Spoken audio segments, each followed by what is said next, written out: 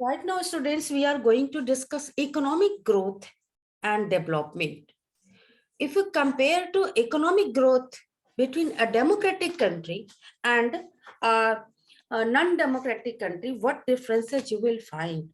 तो यहाँ पर आपको देखना है economic growth and development. If democracy are expected to produce good government, then it is not fair to expect that they would also produce development. Evidences show that in practice, many democracies did not fulfill these expectations. So, correct, democracy government can be better than other form of government. ये दूसरे form of government से better हो सकता है, लेकिन ये जरूरी नहीं है कि ये डेवलपमेंट भी करेगा. इस डेमोक्रेसी के अंदर इकोनॉमिक ग्रोथ भी बहुत तेजी से होगा, ऐसा कुछ एक्सपेक्टेशन इससे नहीं किया जा सकता है. If you consider all democracy and all dictatorship for the 50 years between 1950 to 2000, dictatorship have slightly higher rate of economic growth. If you compare the economic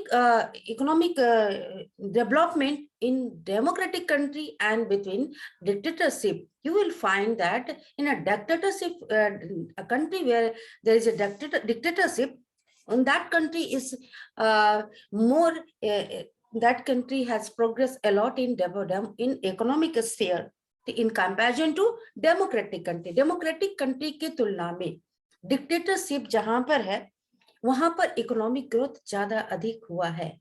ठीक है. The inability of democracy to achieve higher economic development worries us. हम देख रहे हैं कि economic development democracy के अंदर उतना नहीं हो रहा है, दैट जो कि हमें सोचने के लिए बाध्य कर रहा है कि डेमोक्रेसी एक ऐसा फॉर्म ऑफ गवर्नमेंट नहीं है जहां तेजी से इकोनॉमिक डेवलपमेंट हो. ठीक है. सो लेकिन but this alone can not be reason to neglect democracy. लेकिन एकमात्र इस रीजन से कि इकोनॉमिक डेवलपमेंट तेजी से डेमोक्रेसी के अंदर नहीं हो रहा है, हम डेमोक्रेसी को इग्नोर नहीं कर सकते हैं. As you have already studied in economics, economic development depend on several factors. कह कि आपने इकोनॉमिक्स में भी पढ़ा है कि जो डेमोक्रेसी जो है, इकोनॉमिक डेवलपमेंट जो है वो बहुत सारे फैक्टर पर डिपेंड करता है, like countries population, like global situation of that country, that cooperation from other country, economic priority adopted by the country. These are the factor on which economic development of a country depends. ठीक है. Country का population कितना है, global situation उस country का क्या है, उसका दूसरे कंट्री के साथ क्या कोऑपरेशन है, इकोनॉमिक प्रायोरिटी क्या उस कंट्री के द्वारा अपनाया जा रहा है, ये सारे फैक्टर पर किसी भी देश का इकोनॉमिक डेवलपमेंट जो है वो डिपेंड करता है. However, the differences in the rates of economic development between less developed country with dictatorship and democracy is negligible. कि फिर भी करें कि डिफरेंसेस जो है वो है इकोनॉमिक डेवलपमेंट में.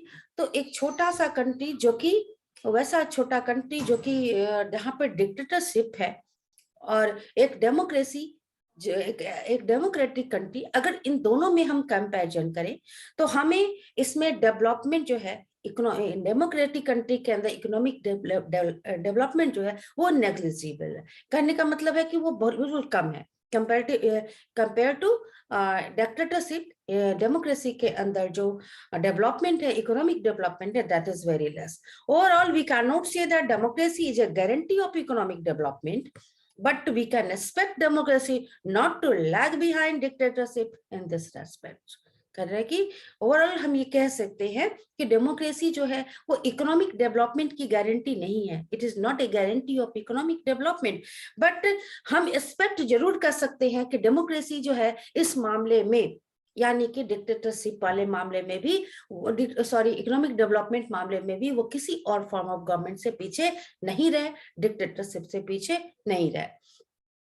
When we find such significant differences in the rate of economic growth between economic country under dictatorship and democracy, it is better to prefer democracy at several other positive outcomes. कहते कि ठीक है, economic development में democratic country जो है वो पीछे रहता है, माना जा सकता है कि डेमोक्रेटिक कंट्री इकोनॉमिक डेवलपमेंट के मामले में पीछे रहता है, लेकिन बावजूद इसके सिर्फ इस आधार पर भी हम सिर्फ डेमोक्रेसी को, हम डिक्टेटरशिप को बेटर नहीं कर सकते। हर हाल में डेमोक्रेसी जो है वो बेटर फॉर्म ऑफ गवर्नमेंट है। इसका रीजन क्या है कि इसका बहुत सारा पॉजिटिव आउटकम्स है, बहुत सारे ऐसे काम है जो कि डेमोक्रेसी के अंदर होता है and other form of government में नहीं। So next is reduction of inequality and poverty. आपने पढ़ा होगा कि चाइना का एग्जाम्पल पढ़ा होगा।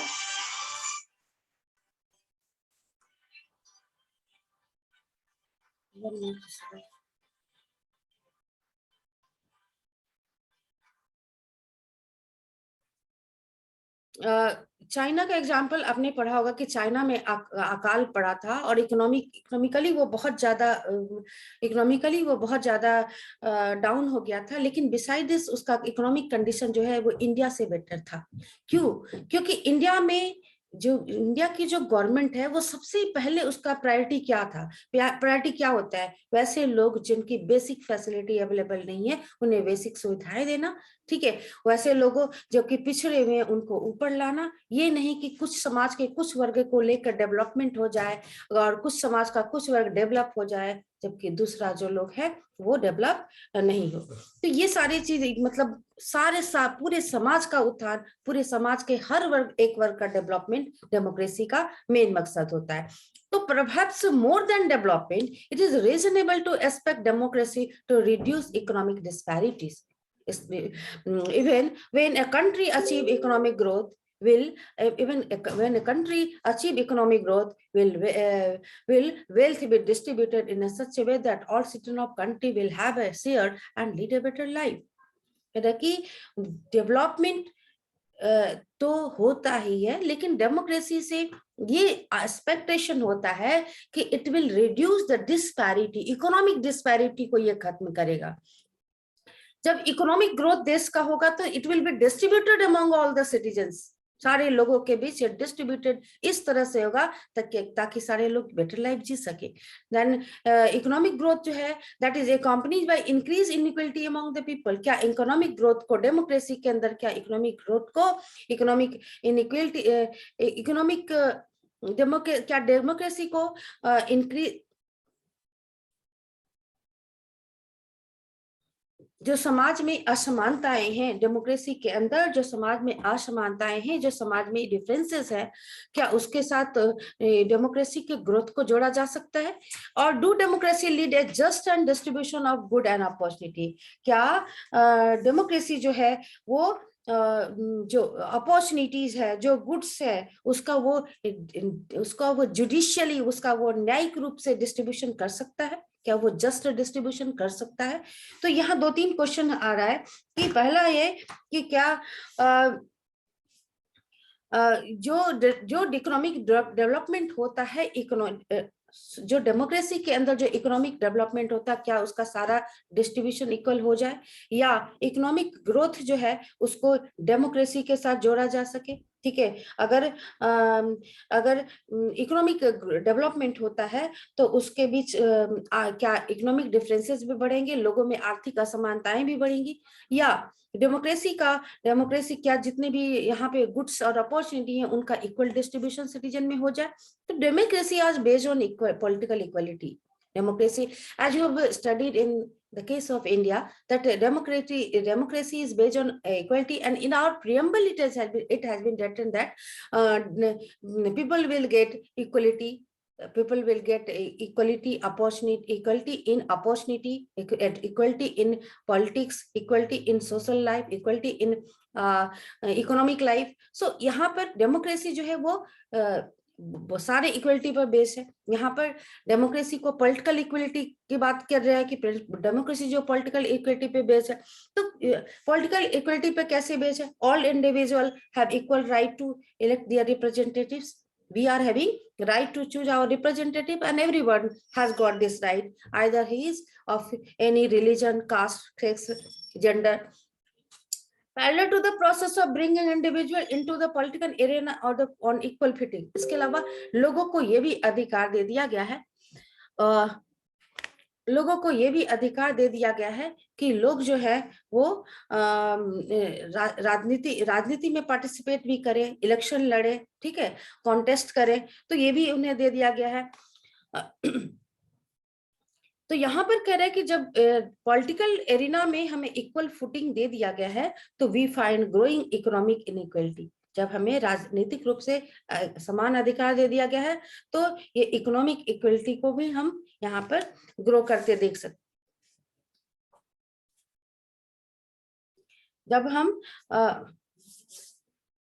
जब हम एक तरफ पॉलिटिकल राइट्स, पॉलिटिकल इक्वलिटी देखते हैं, तो दूसरी ओर हम ये भी देखते हैं कि हम इकोनॉमिक डिस्पैरिटी, इकोनॉमिक इनइक्वलिटी जो है वो धीरे धीरे करके ग्रो कर रहा है। A small number of ultra rich enjoy a highly disproportionate share of wealth and income. कुछ समाज के कुछ ऐसे वर्ग हैं जो कि अल्ट्रा रिच है, मतलब कि बहुत ज्यादा वो पैसे वाले हैं, और वो जो है उनका वेल्थ और इनकम जो है उनका जो है वो बढ़ रहा है। Not only that, their share in the total income of the country has been increasing. और उनका ही नहीं, उनसे देश का नेशनल इनकम भी बढ़ रहा है। Those at the bottom of the society have very little to depend upon. और जो समाज के वैसे लोग जो कि पिछड़े हुए हैं, उनके लिए काफी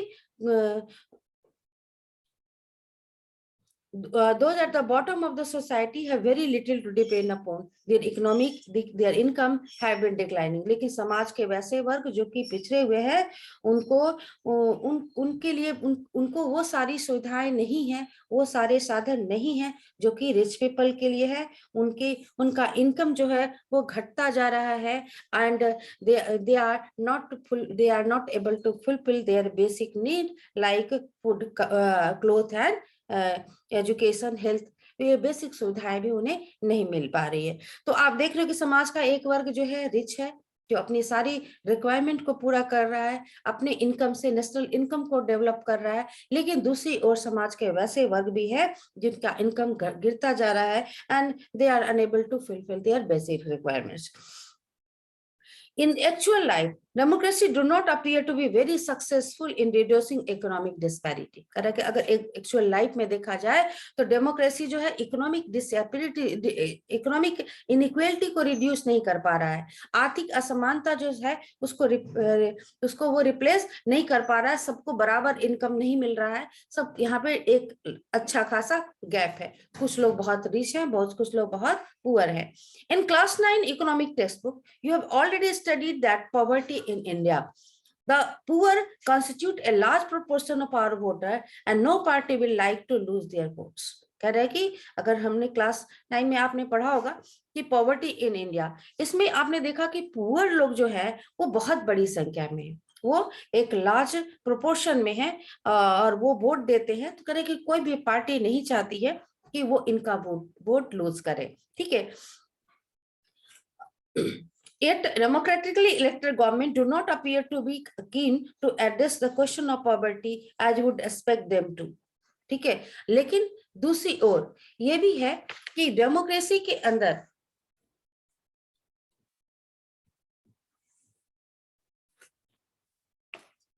ये जो रिप्रेजेंटेटिव जिनको इन गरीब लोगों का वोट चाहिए, वो भी इसकी ओर बहुत ज्यादा इंटरेस्टेड नहीं रहते। उनके वेलफेयर के लिए, उनके लिए कुछ काम करने में वो बहुत ज्यादा इंटरेस्टेड नहीं रहते हैं, ठीक है। आउटकम्स ऑफ डेमोक्रेसी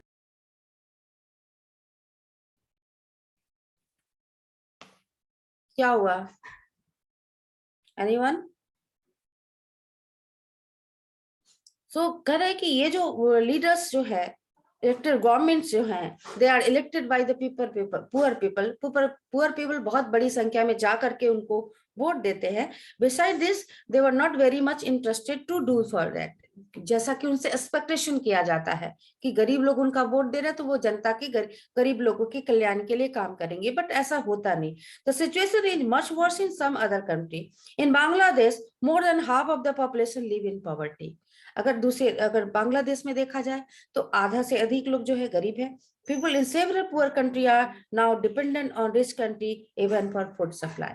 और बहुत सारे ऐसे गरीब कंट्री हैं जो कि रिच कंट्री पर पूरी तरह से डिपेंड करते हैं और वहीं रिच कंट्री के द्वारा ही उन्हें फूड सप्लाई किया जाता है।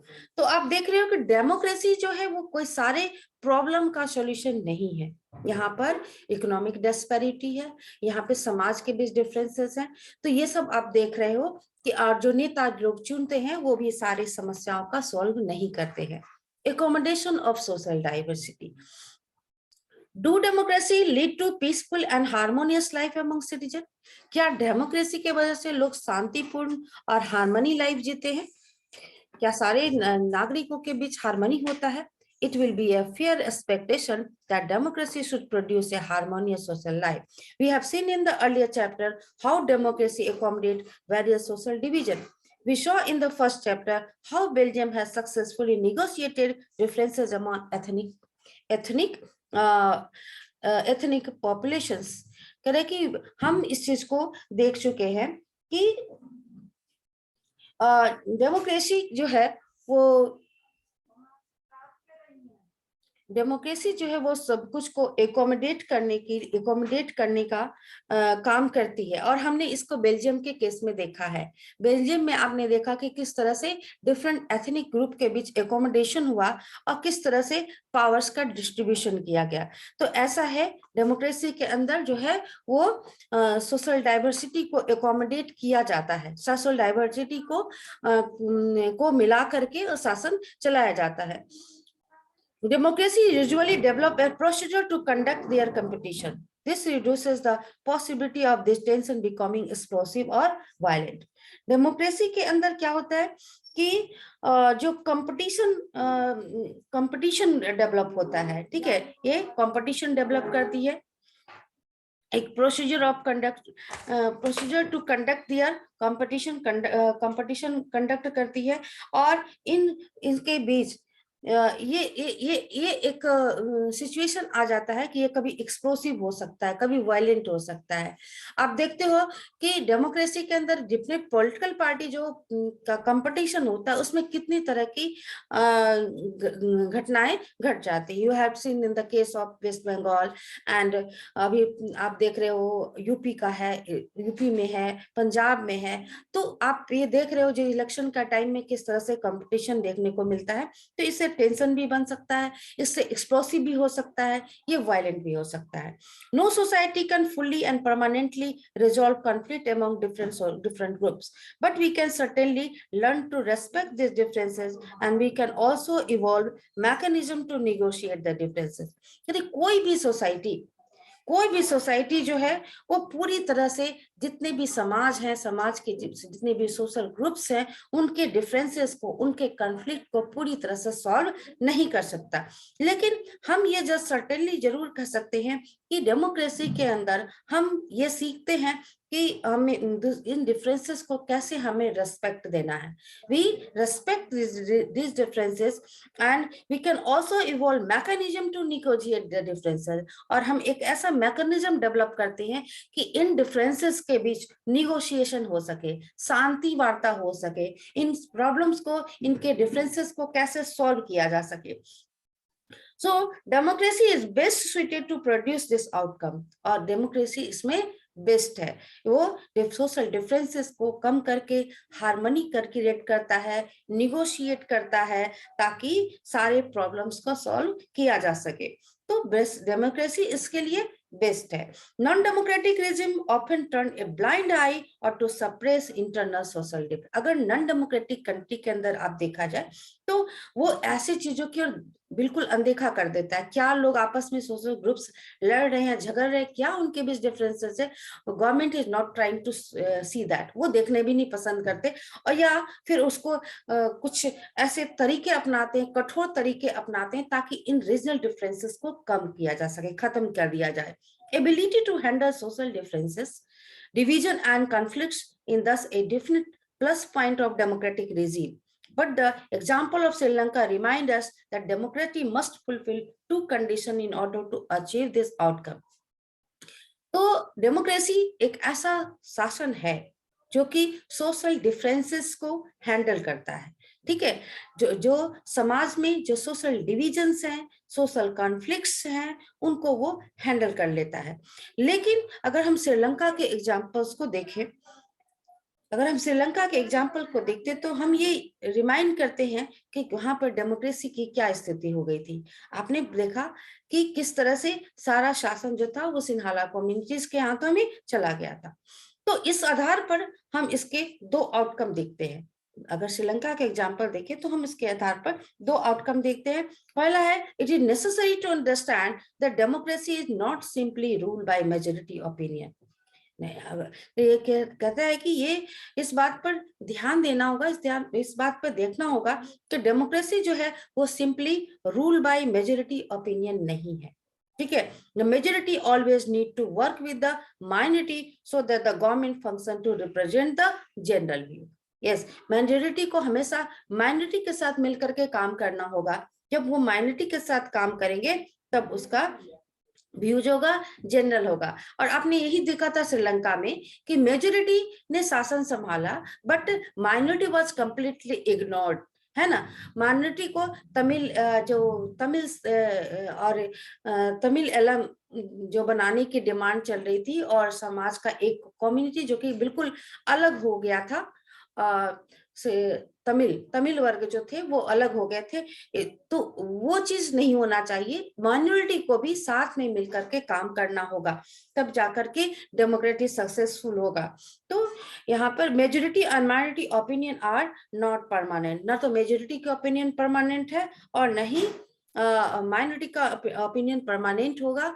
ये आप देखते हो कि जैसे कि majority minority in the sense कह रहा है कि अगर कोई भी मेजोरिटी में आज है तो कल वो माइनॉरिटी में जा सकता है, क्योंकि इलेक्शन होते रहता है और जो पार्टी आज शासन में है कल वो हार सकता है और फिर माइनॉरिटी भी मेजोरिटी में आ सकता है। तो कह रहा है कि मेजोरिटी और माइनॉरिटी इन दोनों का ओपिनियन जो है वो बिल्कुल अस्थायी चीज नहीं है, वो चेंज होते रहता है।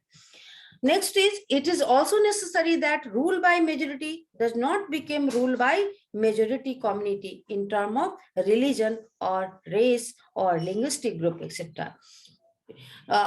दूसरी चीज ये कह रहा है कि मेजोरिटी रूल का मतलब ये नहीं है कि मेजोरिटी कम्युनिटी का रूल हो, जैसे कि धर्म के नाम पर किसी एक धर्म के लोगों का रूल हो, किसी एक रेस के लोगों का रूल हो या किसी एक लैंग्वेज ग्रुप के लोगों का रूल हो। मेजोरिटी रूल का मतलब ये नहीं है। Rule by majority means that in case of every decision or in the case of every election, different person and groups may and can form a majority. Majority का मतलब है कि मेजोरिटी का मतलब ये है कि मेजोरिटी में हर तरह के लोग हो, हर तरह के डिफरेंट पर्सन्स हो, डिफरेंट ग्रुप इसमें शामिल हो और इन्हें इलेक्शन के द्वारा चुना गया जाए, तब ये जब मेजोरिटी में आते हैं तो वो मेजोरिटी होता है। Democracy remains democracy only as long as every citizen has a chance to being a majority at some points of time. If someone is barred from being in majority on the basis of birth, then the democratic rule ceases to be accommodate for that person or group. Democracy कह रहा है कि तब तक वो democracy रहेगा जब हर एक नागरिक को मेजोरिटी में आने का मौका मिले। ठीक है, अगर किसी व्यक्ति को कह दिया जाए कि वो मेजोरिटी में नहीं, उसके बर्थ के बेसिस पर उसको मेजोरिटी में नहीं जा सकता, मीन्स वो इलेक्शन पार्टिसिपेट नहीं कर सकता है, तब डेमोक्रेसी रूल जो है वो उस पर्सन, उस ग्रुप के लिए कह रहा है कि उस पर्सन और उस ग्रुप के लिए वो एकोमोडेट नहीं होगा, वो उसके लिए मतलब उससे डेमोक्रेसी में सभी को लेकर चलना है, इसलिए किसी भी एक व्यक्ति को रोका नहीं जा सकता। नेक्स्ट जो पॉइंट है that is dignity and freedom of the citizen. ठीक है, डेमोक्रेसी के अंदर डिग्निटी एंड सिटीजन है। I think this is the last topic of this chapter. Democracy stands much superior to any other form of government in promoting dignity and freedom of the individual. अगर dignity और freedom की बात citizen की जाए तो democracy से superior कोई भी फॉर्म ऑफ गवर्नमेंट नहीं है। Every individual want to receive respect from fellow being. Often conflict arise among individuals because some feel that they are not treated with due respect. The passion of respect and freedom are the basis of democracy. Her individual चाहता है,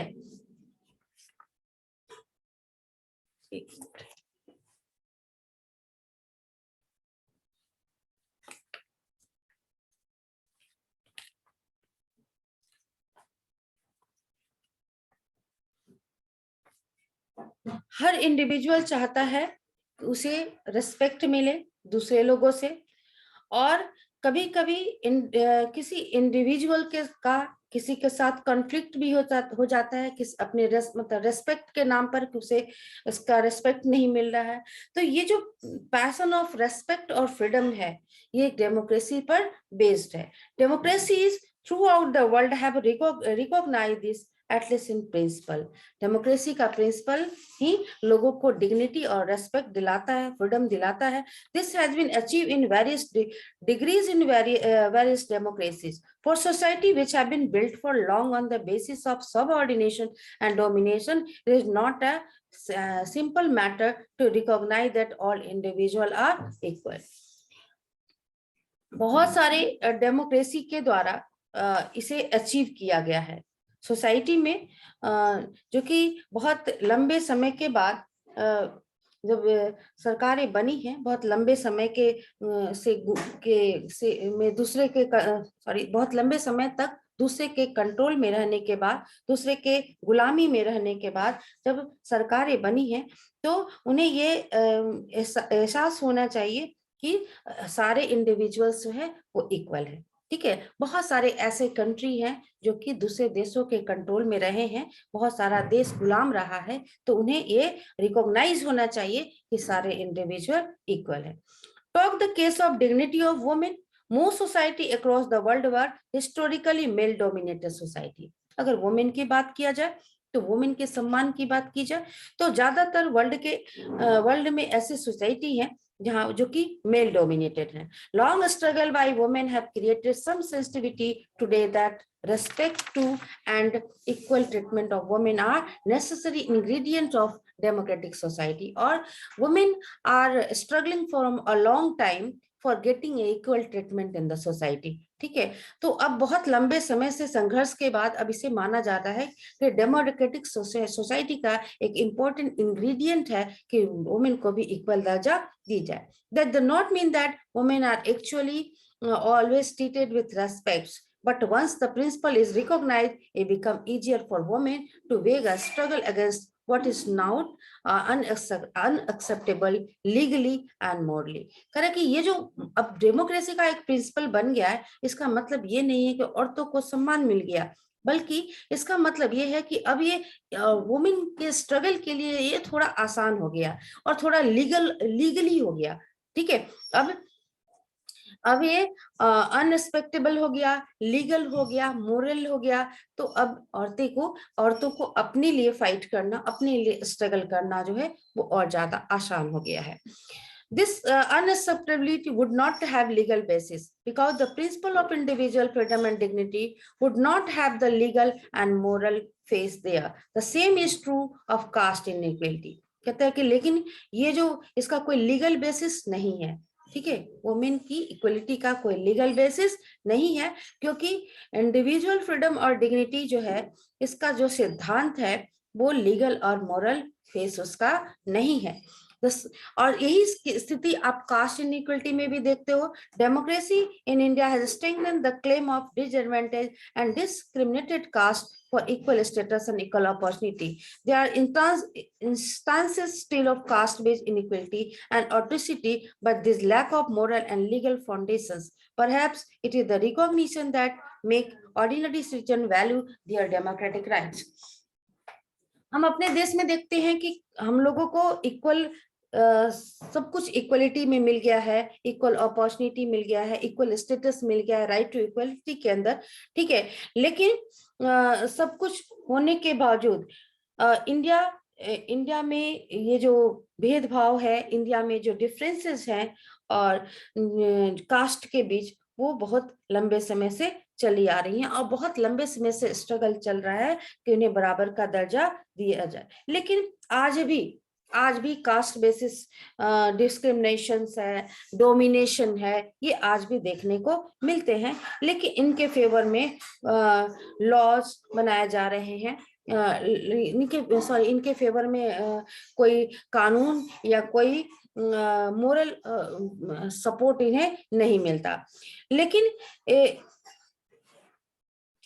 इसी सब के चलते लोग जो है वो अपने ऑर्डिनरी सिटीजन जो है वो अपने डेमोक्रेटिक राइट्स के प्रति बहुत ही कॉन्शियस होते हैं, ठीक है, कि उन्हें जो अधिकार दिया जा रहा है और उनके साथ एक्सप्लॉयटेशन हो रहा है, ये सब चीजों को लेकर वो काफी कॉन्शियस हो रहे हैं।